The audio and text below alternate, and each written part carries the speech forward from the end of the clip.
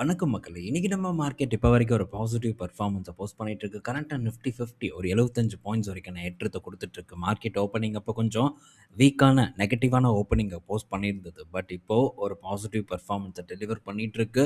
தொடருமாங்கிறத wait பண்ணி நம்ம பார்ப்போம். அதே சமயத்தில பேங்க் நிஃப்டி ஒரு 250 பாயிண்ட்ஸ் வரைக்கான ஏற்றத்த குடுத்துருக்கு. ஆனா, பிரைவேட் லார்ஜ் கேப் வங்கி பங்குகள் கிட்ட அந்த அளவுக்கு சரியான பெர்ஃபார்மன்ஸ் இல்ல. ஐசிஐசிஐ மட்டும் இப்போ வரைக்கும் ஒரு 1% வரைக்கான ஒரு ஏற்றத்த வந்து குடுத்துருக்கு. மற்றபடி HDFC பேங்க் ஃப்ளாட், அதே மாரி ஆக்சிஸ் பேங்க் பார்க்கும்போது ஃப்ளாட்டு, இண்டஸ்இண்ட் இதெல்லாம் பார்த்தீங்கன்னா, இன்னைக்கு டேல ஒரு ஃப்ளாட்டான பெர்ஃபார்மன்ஸ தான் இப்போ வரைக்கும் வந்து டெலிவர் பண்ணிட்டு இருக்கு. ஸோ ரிசல்ட்டோட இம்பாக்ட் எல்லாம் இன்னைக்கு பெருசா வங்கி பங்குகள்ல வந்து ஏற்படல. ஸோ ஒண்ணும் பிரச்சனை இல்ல. இன்கேஸ் வந்து இன்னும் கொஞ்சம் கூட சரிஞ்சதுன்னா, நமக்கு அதில ஃபர்தரா பொசிஷன் பில்ட் பண்றதுக்கான ஒரு ஆப்பர்ச்சுனிட்டி வந்து நமக்கு ஏற்படும். ஸோ பிரைவேட் பேங்க், லார்ஜ் கேப்ல இந்த மாரியான ஒரு நெலைம அ இப்போ வரைக்கும் நடந்துட்டு இருக்கு. ஸோ அதர் சைட் பார்க்கும்போது ஓவரால் பேங்க் நிஃப்டியோட பெர்ஃபார்மன்ஸ் இந்த பிஎஸ்யூ வங்கி பங்குகள் இதெல்லாம் இன்னைக்கு டேல ஓரளவு பெட்டர் பெர்ஃபார்மன்ஸ வந்து குடுத்துட்டுருக்கு. யூனியன் பேங்க் ஒரு 1.25%, பேங்க் ஆஃப் இந்தியா ஒரு 1.25% அந்த மாரியான ஒரு ஏற்றத்த இப்போ வரைக்கும் வந்து டெலிவர் பண்ணிட்டு இருக்கு. ஸோ அடுத்தது பிரச்சனையெல்லாம் முடிஞ்சிருச்சா? என்ன இன்னைக்கு நம்ம மார்க்கெட்ல பெருசா இம்பாக்ட் ஏற்படலையே! அப்படிங்கிற ஒரு கேள்வி இருக்கலாம். ஆனா பிரச்சனைலாம் எதுவும் வந்து முடியல. ஸோ ஈரான் பார்த்தீங்கன்னா, இப்போ அமெரிக்காவோட வார்ஷிப் மேல ஒரு ட்ரோன் அட்டாக் நடத்தியிருக்கிறதாவும் ஒரு தகவல் வந்திருக்கு. ஸோ அமெரிக்கா இதுக்கு முன்னாடி நடத்தினதாவும், நாங்களும் வந்து நடத்தியிருக்கோம் அப்படின்ட்டும் ஈரான் தரப்புலருந்து அப்டேட் வந்திருக்கு. அதுபோக நேத்து ஈரான்ல இருக்கக்கூடிய ஒரு முக்கிய தலைவர் என்ன சொன்னாங்கன்னா, நாங்க என்ன செய்யணும்னு சொல்றதுக்கு அமெரிக்கா யாரு? நாங்க நியூக்ளியர் பண்றோம், இல்ல என்னமோ பண்றோம். எங்க நாட்டுல நாங்க பண்றோம். அத கேட்கறதுக்கு ட்ரம்ப் யாரு? அப்படிங்கிற ஒரு கேள்விய வந்து முன் வச்சிருக்காங்க. இதெல்லாம் திரும்ப பார்த்தீங்கன்னா, முதல்ல இருந்த பிரச்சனைய கிளப்புற மாரியான ஒரு விஷயங்களா தான் வந்து இருக்கு. பட் நியாயமான ஒரு கேள்வி தான் அவங்களும் வந்து கேட்குறாங்க. பட் இருந்தாலும் நான் தான் உலக பாதுகாவலன் அப்படின்ட்டு இவன் ஒரு பக்கம் ஆடிட்டு இருக்கான். ஸோ வெயிட் பண்ணி பார்ப்போம். திரும்ப மேபி ஆரம்பிச்சதுன்னா ஒரு இம்பேக்ட் மார்க்கெட்ல ஏற்படலாம். ஸோ இன்னைக்கு க்ரூடு பாருங்க கிட்டத்தட்ட 7% வரைக்கான ஒரு ஏற்றத்த வந்து டெலிவர் பண்ணியிருக்கு. இதுக்கு முந்தைய ட்ரேடிங் செஷன்ல ஒரு 12% மேலான இறக்கத்த குடுத்திருந்தது. பட் இருந்தாலும் 7% ஏறியிருந்தாலும் கூட பீக்லேருந்து நல்ல ஒரு சரிவ தான் க்ரூட் வந்து டெலிவர் பண்ணியிருக்கு. இந்த பதற்றம் தொடர்ந்ததுன்னா, கண்டிப்பா க்ரூடோட விலை திரும்ப கூட வந்து ஒரு ஏற்றத்த தொடரலாம். மார்க்கெட் திரும்ப பார்த்தீங்கன்னா, ஒரு சின்ன ஒரு சரிவ கூட சந்திக்கலாம். ஸோ வெயிட் பண்ணி பார்ப்போம் என்ன நடக்குதுன்ட்டு. அடுத்தது இன்னைக்கு டேல ஐஇஎக்ஸ் பங்கு பார்த்தீங்கன்னா, நல்ல ஒரு சரிவ பார்த்தீங்கன்னா சந்திச்சிருக்கு. கிட்டத்தட்ட 7% வரைக்கான ஒரு இறக்கம் ஐஇஎக்ஸ்ல ஏற்பட்டிருக்கு. பட் இந்த ஐஇஎக்ஸ்ல என்னதான் வந்து ஒரு சரிவு ஏற்பட்டாலும் கூட, ஸோ இன்னும் பார்த்தீங்கன்னா, ஒரு சொல்லிக்கும்படியான ஒரு இறக்கமெல்லாம் ஐஇஎக்ஸ்ல ஏற்படல. ஸோ ஒரு ப்ரீவியஸா இதுக்கு முன்னாடி எந்த ஒரு சப்போர்ட்ல இருந்ததோ, அதே ஒரு சப்போர்ட் கிட்ட தான் வந்து ட்ரேட் ஆயிட்டு இருக்கே தவிர, அட்ராக்டிவான இடத்துக்குலாம் இந்த பங்கு போவே இல்ல அப்படின்னு தான் நம்ம வந்து சொல்லணும். ஸோ இன்னைக்கு என்ன காரணம் அப்படின்னு பார்த்தீங்கன்னா, இந்த சிஇஆர்சி அவங்க பார்த்தீங்கன்னா, புது இந்த பவர் கப்ளிங் டிராஃப்ட்ட வந்து லான்ச் பண்ணியிருக்கிறதா ஒரு தகவல் வந்திருக்கு.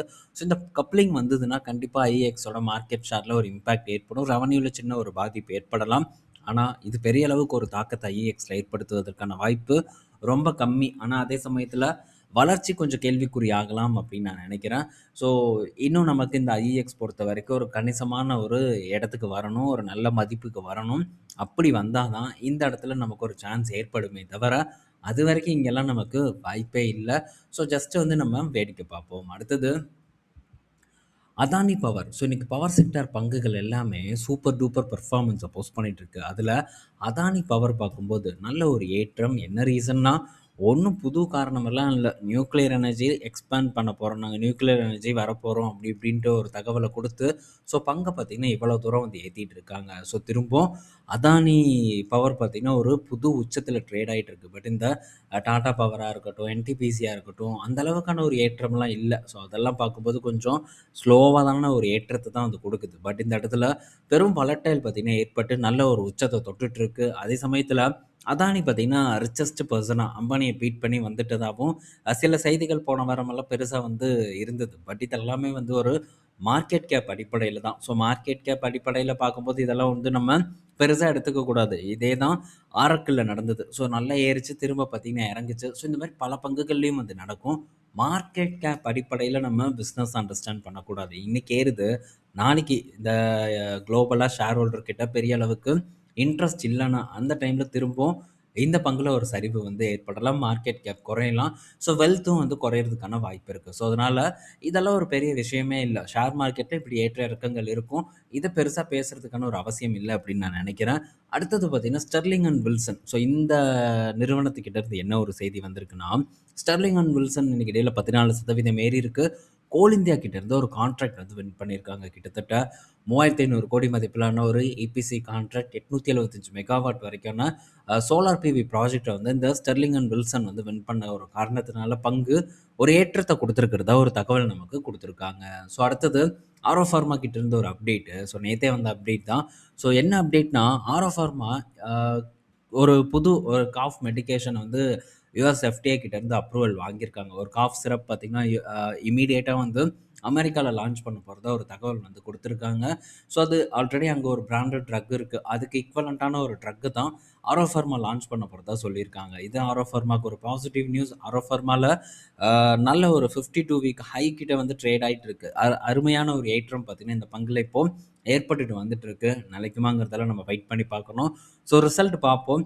இவங்களுக்கு கணிசமான வருமானம் யூரோப்ல இருந்தும் வந்து வந்துட்டு இருக்கு. ஸோ அதே மாரி பெரிய வருமானம் பார்க்கும்போது அமெரிக்கால இருந்து வருது. ஸோ டைவர்சிஃபைட் பண்ண ஒரு நிறுவனம் அப்படின்னு நம்ம சொல்லலாம். பல ப்ராடக்ட்ஸ் பார்த்தீங்கன்னா, லான்ச்சும் வந்து பண்ணியிருக்காங்க. ஸோ இது இவங்களுக்கு ஒரு ஸ்திரத்தன்மையை கொடுக்கும் அப்படின்னு நான் நினைக்கிறேன். பட் ரிசல்ட் தான் முடிவு பண்ணணும். எப்படி பெர்ஃபார்ம் பண்றாங்கன்ட்டு. ஸோ இன்னைக்கு சில ஃபார்மா பங்குகள்ல பார்த்தீங்கன்னா, கொஞ்சம் ஒரு ஏற்ற இறக்கங்கள் இருந்துட்டு இருக்கு. அடுத்து இந்த JSW மோட்டார் லான்ச் பண்ணக்கூடிய இந்த செரி ஐ கார பார்த்தீங்கன்னா, தகவல்கள் தொடர்ந்து வந்துகிட்டே தான் இருக்கு. இந்த காரோட விலை நம்ம நாட்டுல என்னவா இருக்கும் அப்படிங்கிற ஒரு எக்ஸ்பெக்டேஷன் இப்ப போயிட்டு இருக்குன்னா, ஒரு 20,00,000லேருந்து ஒரு 23,00,000 வரைக்கும் இருக்கும் அப்படிங்கிற ஒரு எதிர்பார்ப்பு இப்போ மார்க்கெட்ல வந்து போயிட்டு இருக்கு. ஸோ இது எந்த அளவுக்கு ஒரு போட்டிய கொடுக்கும்னு தெரியல. ஃபுல்லி எலக்ட்ரிக்ன்னு நினைக்கிறேன். 2 பவர் ட்ரெயின்ல வருது. ஸோ 2 அந்த வேரியன்ட்ல வருது பவர் ஆப்ஷன்ல அப்படின்ட்டும் வந்து சொல்றாங்க. ஸோ பார்ப்போம் பொறுத்திருந்து. இது ஒரு நல்ல ஒரு ஹிட்ட வந்து நம்ம மார்க்கெட்ல ஏற்படுத்துமா அப்படின்ட்டு. ஸோ இந்த வீடியோல நம்ம பல இன்ஃபர்மேஷன் பார்த்துருப்போம். ஸோ பயனுள்ளதா இருக்கும்னு நான் நினைக்கிறேன். ஈவினிங் நம்ம இன்னொரு வீடியோல மீட் பண்ணுவோம். பாய் மக்களே!